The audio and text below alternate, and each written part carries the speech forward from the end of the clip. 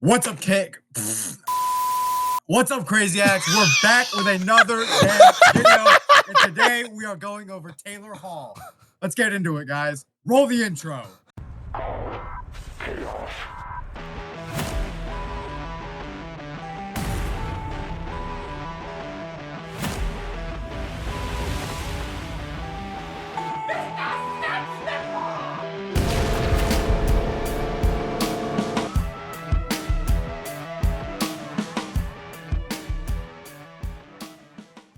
Oh my god, I'm keeping that in. All right, guys. Welcome back to another video on the channel. That was a great intro there by Noah. As he mentioned, if you guys could hear over my obnoxious laughing, today we will be discussing Taylor Hall, the new Hurricanes legend, and a potential contract extension, which is in the talks in the media right now from, I can't remember the names. Jeff Merrick. Exactly what he said. So Taylor Hall gets brought in a couple months ago during the Mikko Rantanen trade. Is kind of almost an afterthought, I would say, because, you know, Mikko Rantanen was supposed to be better than Taylor Hall and supposed to be the player that saved us, but that clearly did not happen. But I'd say Taylor Hall's been pretty good for us. What do you guys think? He's clearly better than shall I not say Mikko Rantanen? Yeah. I think so. I mean, I think from what I saw with the Hurricanes stats, they posted in 11 games, Taylor Hall has 5 goals and 4 assists. So I'd say 9 points in 11 games is pretty solid. Almost a point. I mean, that is partially inflated by a 3-goal performance in the last game they played, which is kind of the inspiration for this video. You got to capitalize on this when it's hot. But I will say the one thing that makes it different with Taylor Hall is not that he has such good scoring ability. It's about his rush, his speed, his fight. He seems like a more risque Jordan Martinook almost. Yeah, he's I can see going that. out there and just like going, taking the puck, making plays out of it. And honestly, I'm surprised he doesn't have more assists at this point. I am too. I feel like we've been struck with a finishing plague on whatever line he's on. And it seems like whatever finishing plague that line has was probably stolen by the fourth line, specifically Mark Jankowski, for whatever reason. I think Taylor Hall's a great top 6 piece right now. You wouldn't think that Taylor Hall going to a contending team would be a top 6 piece, but he's playing his way into one. Honestly, I think Taylor Hall to me is what Andrei Svechnikov should be. Maybe not as good. Like maybe you'd want more out of a prime Andre than a current Taylor Hall. But to me right now, Taylor Hall is the far better player, even though Svech has been out for a couple of games, and that's kind of not fair to judge. I think Taylor Hall right now has been day in and day out top 3 forward on the Canes recently. Well, I mean, he's very noticeable. Well, yeah. I mean, he's very noticeable in every game that we watch. Like, he goes, as I was saying earlier, he's kind of like that Jordan Martinook player who just takes the puck, goes, and he's like, oh, we dumped it in. Like, we're playing the dump and chase game as the Canes. And half the time, there's just nobody there to get the puck. But, like, Taylor Hall's been, like, going in. He'll hold it for a second, and we'll keep possession in the zone. So he definitely plays well with Rod's style of play, which honestly works great. Yeah, that's what I was gonna say. I mean, I think he's like a prototypical Hurricane for exactly what you'd want. And getting him for what, a 3rd round pick to Chicago with half of his salary retained, I think it is. How much are we paying Taylor Hall this year? Because we should be paying what, a quarter of his contract? Because we traded for him halfway through the year, and then half of that is retained by Chicago. So what are we paying Taylor Hall? Like $2 million? Less, 1.5 actually. 1.5? That's a killer deal. Oh, it's great. For how he's playing, it's a killer deal. Absolutely. I mean, he's probably got the 2nd best contract on the team right now behind Mark Jankowski the way he's playing. And I'm still going to throw in Sethjarvis there because I don't know how in the world they convinced Jarvis to stay on that little of a contract, but kudos to the front office for that one. Talking about contracts, I'm going to put my stamp on this. That is going to be one of the best contracts in hockey for the next 5 years, if not longer. When the salary cap explodes because hockey is growing in the country and Jarvis is still getting paid $6 million a year as a top, eventually 30 player, it's going to look pretty good. Isn't it 8 and a quarter? I don't think he's getting paid that much. I'm pretty sure you might want to Google that, and that's kind of off the topic of the Taylor Hall thing. But I mean, it would be a good thing to look and see how much our star players are getting paid. Because we know how notorious the Hurricanes front office is for not paying star players and trying to lowball them. Average annual value is 7.9. 7.9. That's still really cheap for Jarvis, though. It is. The way he's playing and how much defensive depth he adds at your forward core, plus arguably the best offensive player on the team, if not surely number 2, great contract. And that, I mean, because of that, that's why we had money to pay Mikko Rantanen. I'm so glad Dallas is stuck with him. I mean, I like Dallas as a franchise. If Dallas is playing most teams, I'll root for them. Not anymore.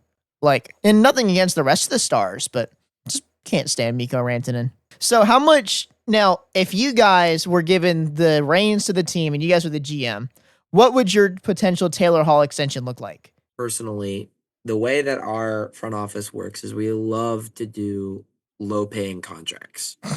Like, I mean, it just happens. And especially with the way that Taylor Hall is aging, he's 33 years old. He's not going to have this crazy contract where it's like he gets that $8 million that I got with No, absolutely not. Like, that's what I'm saying. It's not going to be like that. And he just had $6 million. I like the idea of somewhere in the range of 3 to 4 years for like $5 million. I think that's. I think you can sign up for cheaper than that. I mean, that might just be like I think he's getting 2 years with like a $4 to $5 mil contract. I personally, like, if I had the choice, I'd give him a 3-year at about 4.25 AAV. That sounds about right. I think, to me, that would make sense. Now, I do feel like if we don't sign him before the playoffs, that number's going to change based on what happens in the playoffs. Mm-hmm. Like, let's just say Taylor Hall goes into the playoffs and he's a point per game player in the playoffs. That contract just went from 4.25 to like 5.25. Because playoff production, especially on the Hurricanes offensively, is not easy to come by. But then at the same time, if we go to the playoffs and Taylor Hall flops and doesn't score like any points, there's a chance that goes down to like 3.25. So do we think the front office should try and get this done before the playoffs and not worry about that? With the way that they go, yes, because they'll try and pay him the lowest amount of money possible anyways. That's true. We lowball everybody. That's why we didn't get Jake Gensel. We didn't lose Jake Gensel because we didn't offer him the contract that he wanted. We offered him the contract he wanted. We just did it after 2 months of negotiating, trying to lowball the guy when we clearly shouldn't have. Yeah, that's not what I remember hearing. I remember hearing that we only had $8 million in cap space. We did, and we offered it to him before signing Jarvis and Natchez. But it was Natchez and Jarvis who were waiting on a contract. It was either going to be Gensel or it was going to be the Natchez and Jarvis. We made the right choice there, by the way. I feel supremely confident that we made the right choice there.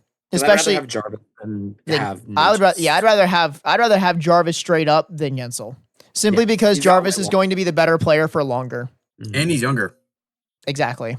So we're saying probably about 3 years, we'll call it $4 million AAV. I think the reason Taylor Hall works so well with this team, though, I do feel like is the play style. And it's something that was not thriving in Chicago because he wasn't playing meaningful games. They were mostly meaningless games because Chicago right now is just trying to lose. They'll never admit it. No franchise will ever admit they're tanking, but Chicago is tanking. They are not trying to win games right now. Them and San Jose are like salivating at the thought of, I don't even know who the first overall pick is going to be this year. It's not McKenna. He's like next year, right? Something like that. I don't think that this year is going to be as good as Celebrini or Bedard. No, there's a gap here between the quote generational prospects. I think, then we can talk about prospects. I never mind. I'm not going to get into that now. We need to focus on Taylor Hall and what he's done for the team. Do you guys think that do we think the void of, and this kind of gets into the whole trade thing, would you guys rather have Taylor Hall and Logan Stankoven and Mark Jankowski or Natchez and Drury, given the context? I'm going Stank, Jank, and Hall. I'm going same. I think I am too. I like Natchez. Natchez was a good playmaker, but the one thing that me and a bunch of other Canes fans really complained about was that he really just never figured out his puck handling. Yep. Neutral zone sucked with him. Neutral zone and entering defensive zone was just terrible. Unless it was the power play. For some reason, we always got good power play entries with Marty Natchez on the team. And that disappeared when he left. But maybe that'll get it better. If you guys want to hear an in-depth breakdown of our power play, go check out our last video. It's a banger. That moment you guys see in the thumbnail, that happened. Yeah, it wasn't a Druzilla crash out though. It was mine. And that's far less often. It was a Cartoximus. The Cartoximus crash out, yeah. Yeah, but I would say that Taylor Hall, Mark Jankowski, and Logan Stankoven, what they provide this team in the here and now is much more beneficial than what we got from Marty Natchez and Jack Drury. I'd agree. I hope that Taylor Hall is able to stay in Carolina. I think now we're probably like as fans, because that's what we are. We're just super fans of the team, I'd say. Right now, our valuation of Taylor Hall is probably inflated because 1, he's new to the team, and 2, he just scored a hat trick. But at the same time, like Jack said earlier, and oh my God, does Trip Tracy love to point this out on broadcasts? Taylor Hall is always moving, always fast, always getting pucks, and always making good plays. It's just the truth, though. It is. He's such a good player. He's one of our biggest presence on the ice, besides like Stankoven and like Stahl and Martinook. Okay, saying presence in Stankoven's kind of funny considering he's shorter than me. He's shorter. He's literally like my height without that is on. Crazy. And that man plays hard and he's fast. He is. Yeah, he's a good player for his damn size. Mm-hmm. So is Taylor Hall. I mean, I don't think Taylor Hall's that big either, but he plays like he is. He plays like a big man. Everybody thought, like, I saw so many comments when we traded for Taylor Hall that this was like, that we were, I don't know what, like, why would the Hurricanes trade for him? What value is he going to provide? Like, is he going to be playing on your bottom line? I saw so many things like that. And I remember the day the trade happened because that was, as all of us we're in like complete shock of awe over what happened. Yeah, you and I were on the phone, I think, during it, weren't we? Maybe. Or no. The trade deadline, we were on the phone. No, I think Taylor Hall was in the package of it was the Mikko Rantanen one. Yeah. I was on the phone with Lincoln during that. We were on the phone for deadline day when we got rid of Mikko. No, I was on the phone for like 4 hours. I was at Cassidy's house, I think. Yeah, I was. I remember going to Cookout and getting a milkshake that night and like not being able to eat because my stomach was unsettled. For good reason, I guess. But it's one of those deals where like this is going to the Taylor Hall emergence is going to make the Mikko Rantanen trade look so much better for us in the first place, because had Taylor Hall flopped and we got rid of Mikko, do you think like Tulsky would be in the hot seat already? I think it just took Taylor Hall a little bit of time to get fit with the team. If honestly, and you guys might be able to look this up, if you take his last, we'll call it 5 games with the team, actually go take 7 games back. How many points does he have? I would be willing to bet he's over a point per game player through the last 7 games. He is a point per player for the last 6 games, but the last 7 he isn't. Okay, so it was 6. I remember he had a 4-game point streak, and I couldn't remember when that ended. It must have been in LA.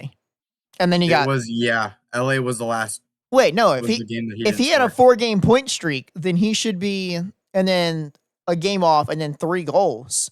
He should be well over a point per game player, and then should be a point per game player before that too. Let me see where that would end up at then. I remember seeing that would take you to the end of that would take you to around the middle of like February? It started sometime during the win streak. He started his point streak started against Boston on the 6th when we won 3-2. Yeah, then, okay, so then sometime in some period over the last, we'll call it 7 to 8 to 9, however many games, Taylor Hall's a point per game player. Guess how many points? He's a point per game player. Guess how many point per game players the Hurricanes have this year on the roster? I'll give you guys a hint. It's not a very big number. In fact, it's a very, very small number. Is it like, I think it's just Aho and Jarvis, right? It's 0. We do not have a single point per game player on the team. Not at all. So anyone who's doing a point per game stretch over more than 4 games, please re-sign him. Please. He plays the style of hockey you want. He's a good locker room presence by all accounts. And he's all around just what you need for a good playoff push come April. And we're almost there. All right, guys, you got any closing thoughts on this? I say sign the damn guy. We're also crashing out on a full rant. It's true. I will go on strike if we do not sign him. True. Hey, if you guys want to see more Noah crash outs, let us know in the comments down below. I think it's funny. One more assist for Sebastianaho, and I'll have more than Marty did with the team this year. Is that still that's still tied? He's at you mean to tell me Marty Nate is tied for the team lead in assists? Oh my gosh. That is ridiculous. He's not even on the team anymore. He's been on the team for like 2 months. Taylor Hall, please save us. He will. All right, boys. We're going to wrap it on up. Thank you guys for watching. Hope you guys enjoyed the video. Leave a like and comment down below. Check out other videos on the channel. Go check out Noah's crash out after the game versus LA because that was hilarious. And as always, stay crazy. Peace out.